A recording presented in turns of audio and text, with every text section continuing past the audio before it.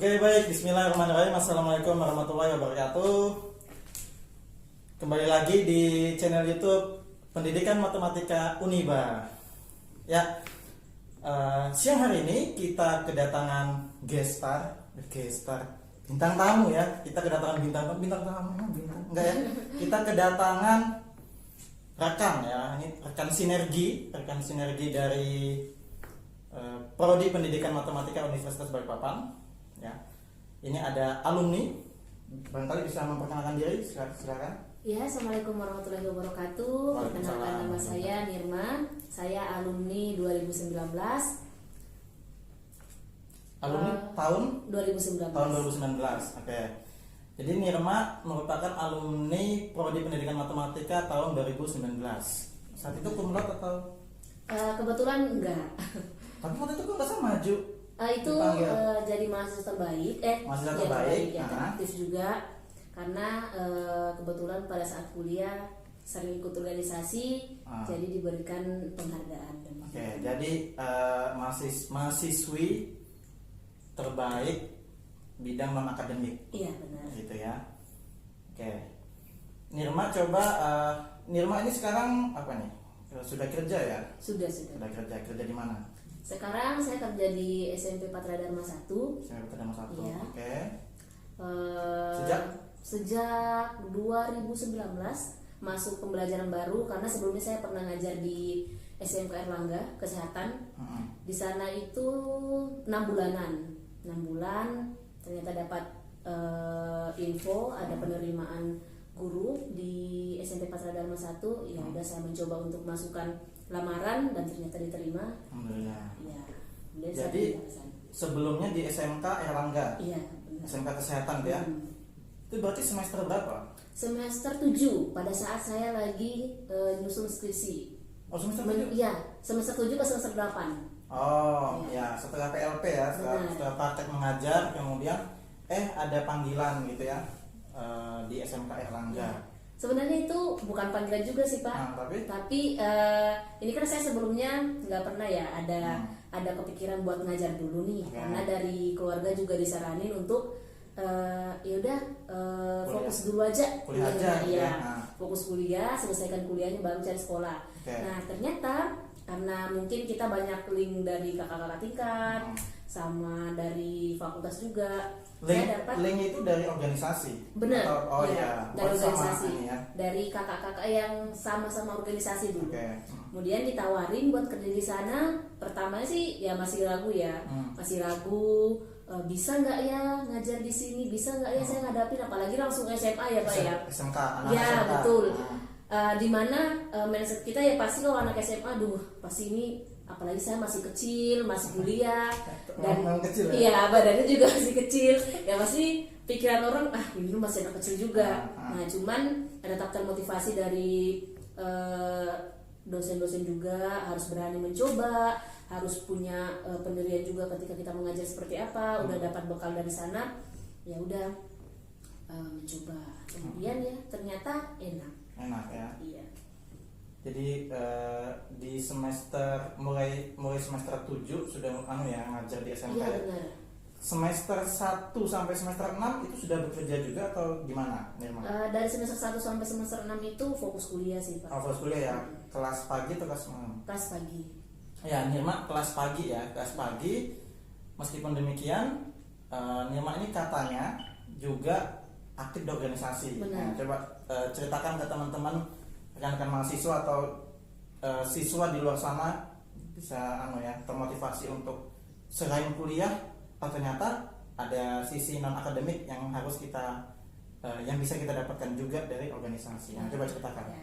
Jadi saya orangnya memang nggak terlalu aktif banget ya kalau namanya akademik, nggak, ya bisa dikata di bawah rata-rata lah atau ya rata-rata aja seperti pada umumnya. Kurva normal lah. Iya, kurva normal. Jadi nggak tinggi juga, nggak rendah banget. Saya itu dari sekolah, dari SMP, dari SD malah, dari SD, SMP, SMA, saya tuh memang orangnya yang jiwanya memang petualang. Petualangan itu saya mau mencoba hal-hal baru. Saya nggak bisa yang monoton di situ-situ aja gitu. Jadi saya suka yang keluar-keluar, saya suka yang ngurus-ngurus, saya suka yang tantangan seperti itu. Nah, saya menemukan jati diri itu di situ, di organisasi.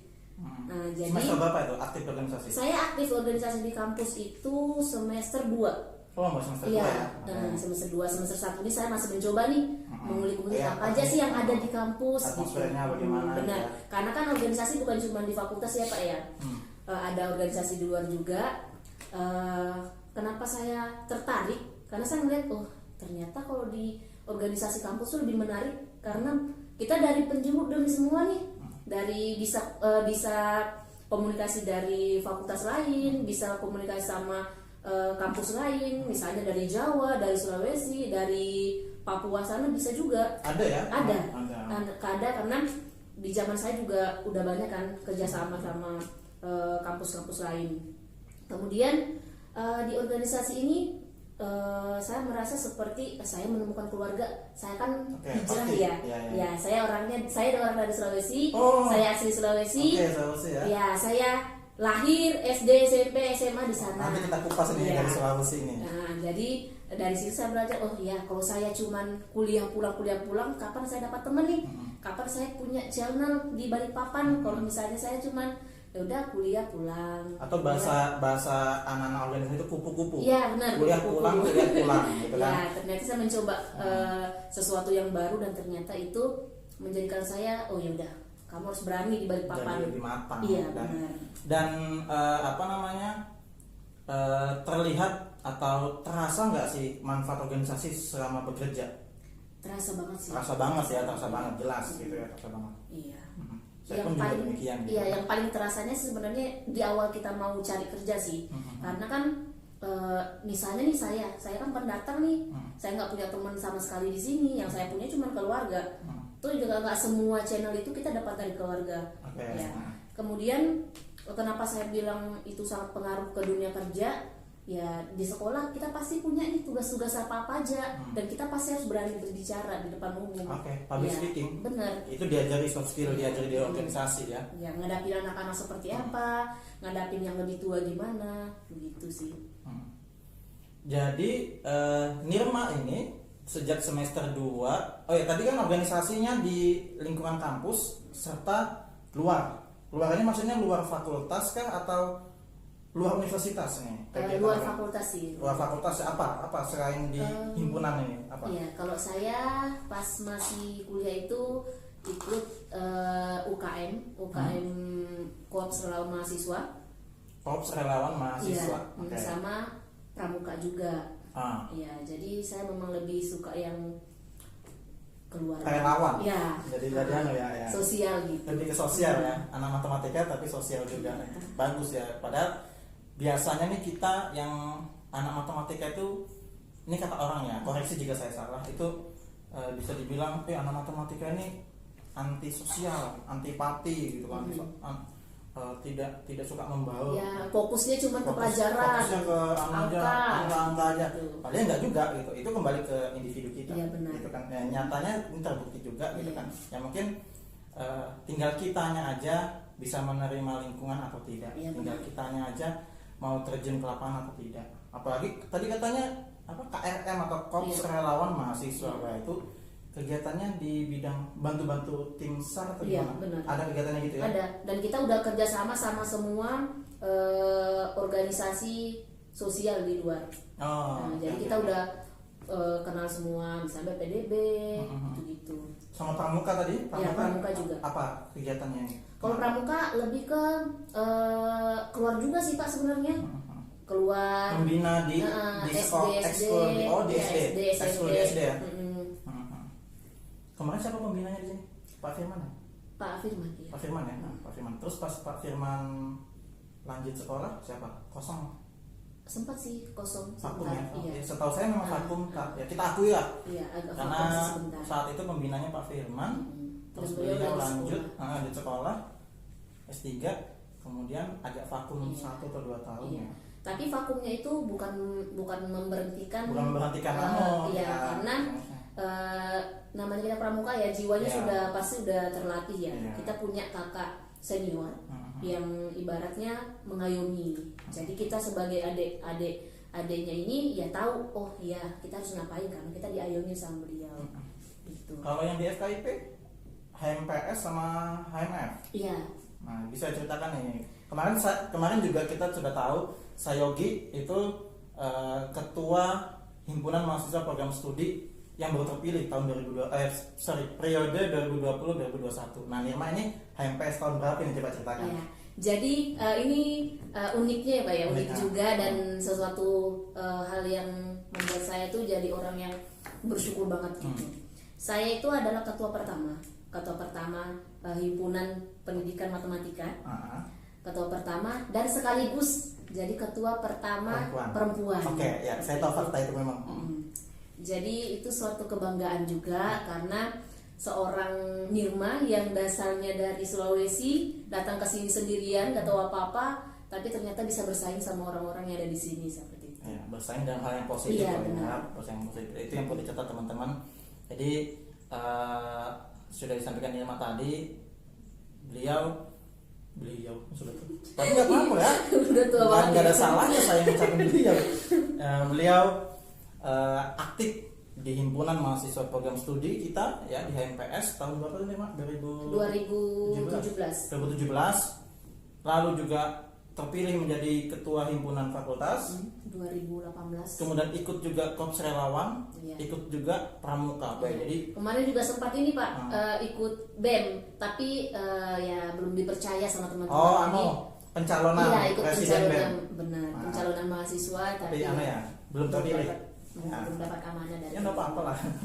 Berarti kan berani mencoba gitu. Yang penting berani mencoba gitu kan, nyari-nyari pengalaman. Kita kan suka tantangan gitu kan. Berarti jelas linknya Nirma ini sangat banyak sekali gitu ya. Maka tidak mustahil dia dapat apa tadi itu link atau relasi seperti info-info pekerjaan, beasiswa sempat dapat nggak? Sempat sih, cuman ya Satu semester gitu. Iya awal Ya dapatnya sempat. karena ya kebanyakan yang saya dapatkan info dari beasiswa ini kita harus punya legalisir terbaru, sedangkan saya kan sekolahnya di Sulawesi ya Pak ya, agak susah dapat itunya. Iya. Di situ ya kendalanya. Kendalanya di Tapi dari organisasi, apakah selama kuliah di sini Nirma kemarin lulusnya lulusnya telat ataukah lulusnya on time 4 tahun? Coba. Lulusnya alhamdulillah sih on time ya Pak ya. Jadi lulus tepat waktu. Iya, 8 semester. 8 semester bukan di waktu yang tepat. Iya. Karena saya tepat waktu dan di waktu yang tepat sebenarnya. Iya. Karena memang udah waktunya tepat gitu. Kalau seandainya saya belum lulus tahun kemarin, mungkin saya belum bisa diterima dari sekolah karena di sana saya diterima juga syaratnya karena S1 udah sudah S1 ya. Benar. Oke, alhamdulillah yang penting sudah kerja. Ya, gajinya sudah lumayan ya. Ya alhamdulillah. Nggak apa-apa, nggak usah disebut ya maksudnya. Iya. Sudah Ya lumayan. lihatlah kesejahteraannya gimana. Sudah lumayan, kemudian juga ya sudah bisa beli kosmetik lah gitu. dulu tuh butek ya. Yang sudah lumayan cantik gitu. Oke, tadi Nirma sedikit menyinggung saya ini asli dari Sulawesi gitu ya. Itu memang jadi sekolahnya di sana ya. Di Sulawesi apa? Sulawesi Selatan. Oh, Sulawesi Selatan. Apa? Goa. Enrekang. Oh, Enrekang. Iya. Jadi dari Sulawesi kok gini nih. Ini yang jadi pertanyaan tuh, tahu kampus Uniba atau khususnya ya prodi pendidikan matematika itu dari mana kok bisa? Ini dari Sulawesi, Enrekang lagi gitu ya. Kemudian hijrah ya. Hijrah ke Balikpapan gitu ya. Karena gimana ceritanya coba? Ya sebenarnya saya kan anak terakhir ya Pak ya. Saya anak terakhir, nggak pernah jauh dari orang tua, dan kebetulan di Balikpapan ini saya punya kakak yang ibarat udah tinggal udah lama di sini. Ini kakak kandung. Oke. Perempuan laki-laki di sini udah. Dua kakak. Kemudian sebenarnya sempat juga mau keluar ke Jawa, cuma nggak dibolehin karena perempuan. Ya itulah kendalanya perempuan ya. Tapi di Balikpapan boleh karena ada saudara. Di Makassar udah sempat nih mau daftar, tapi kesepakatannya boleh kuliah di sana, cuman lewat jalur undangan. Oh iya. Okay. Kalau misalnya jalur undangannya nggak lolos, ya udah kesepakatannya pindah ke sini.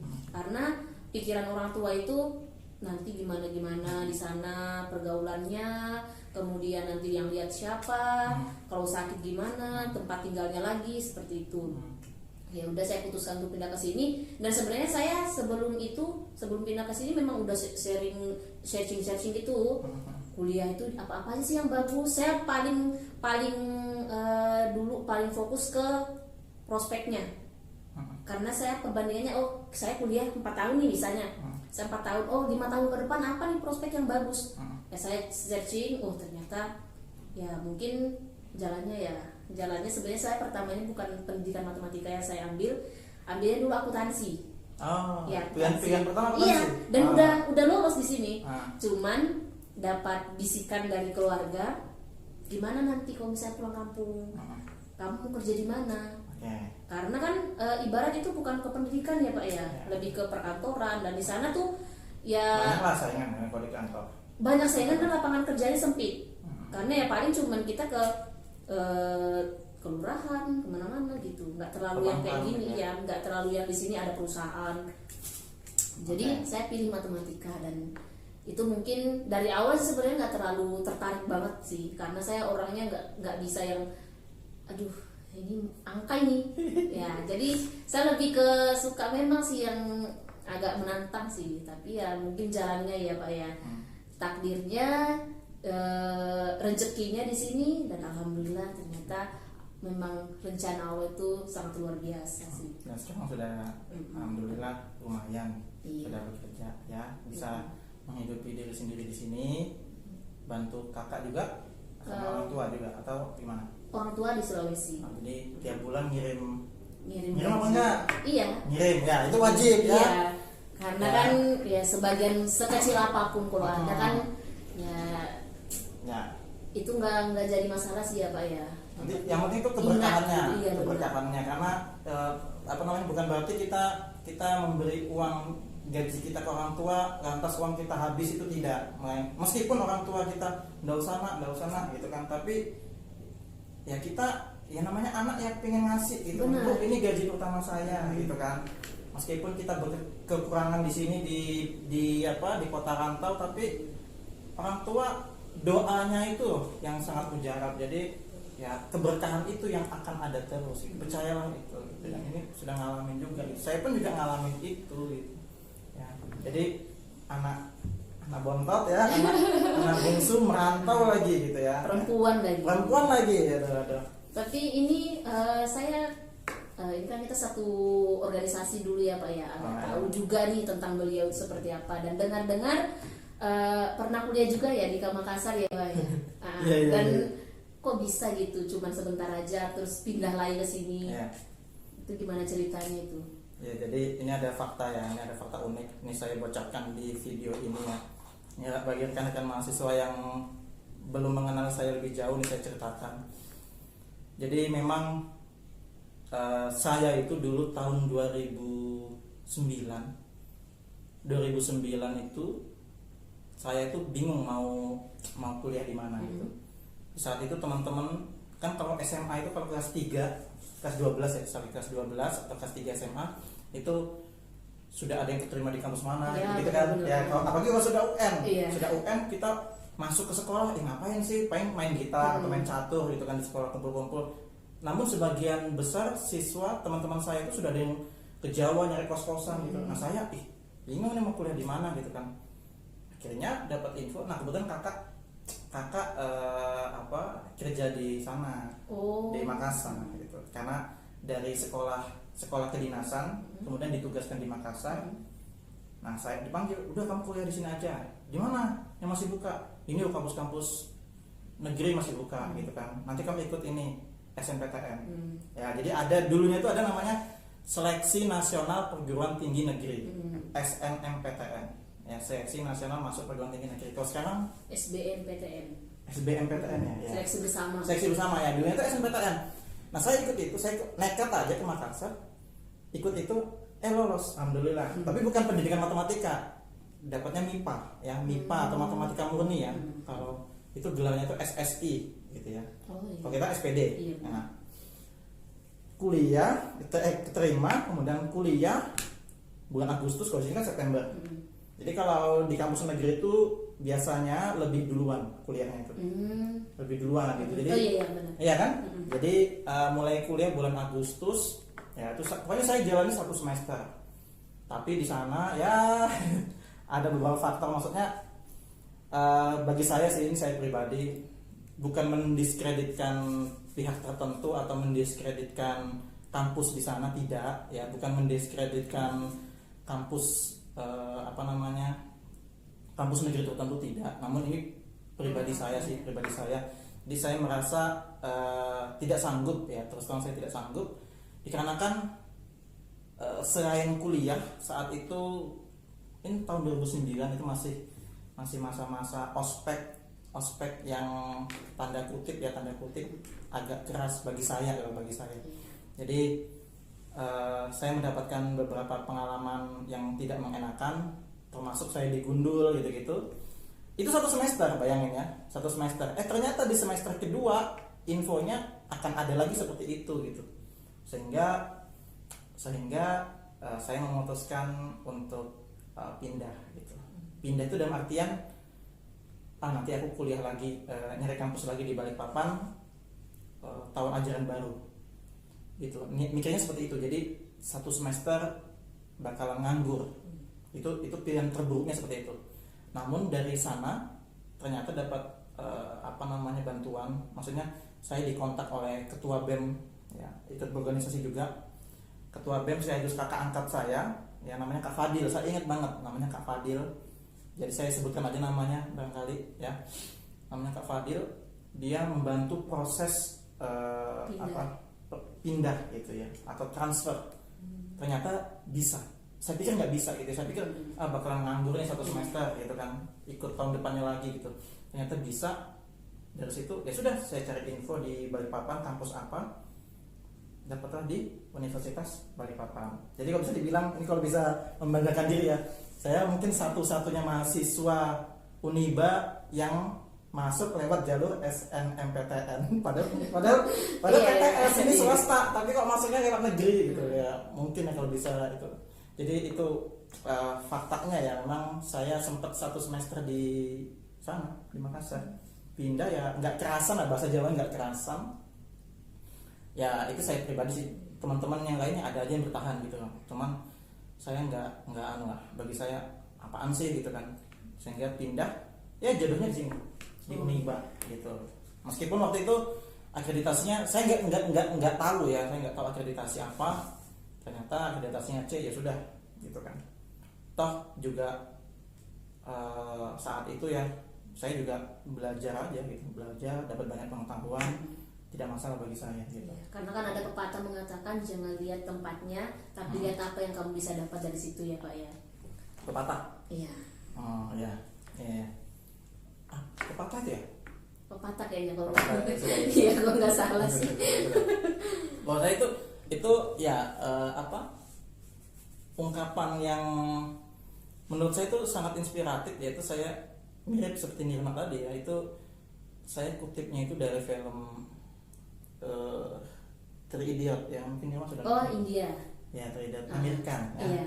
Itu American ya, nonton nggak ya teman-teman kalau yang belum nonton. Jadi ini nih tak lurusin, bukan di mana kita belajar, ya, bukan di mana kita belajar, tapi bagaimana kita belajar. Nah, saat ya, itu sama lah ya. Iya, maknanya sama lah. Iya. Saat itu mikirnya gitu, udah lah aku belajar aja gitu. Toh alhamdulillah dapat aja ilmu gitu.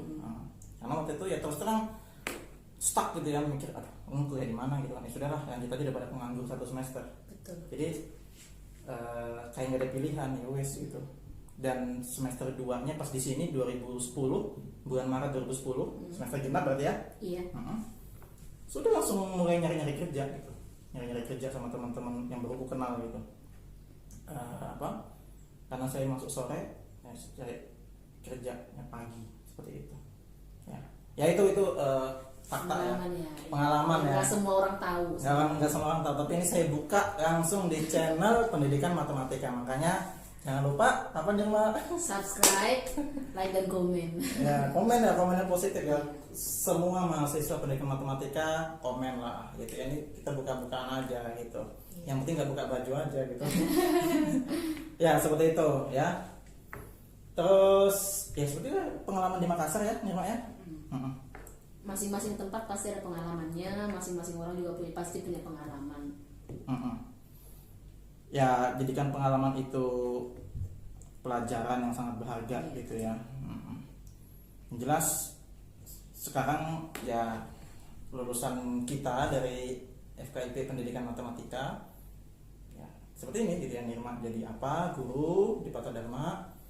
Saya pun dulunya juga guru, namun saya lanjut kuliah lagi dan ini alhamdulillah jadi dosen gitu ya.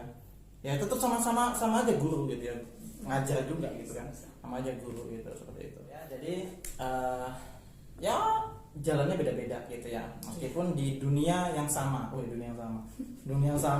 dunia pendidikan, Iya.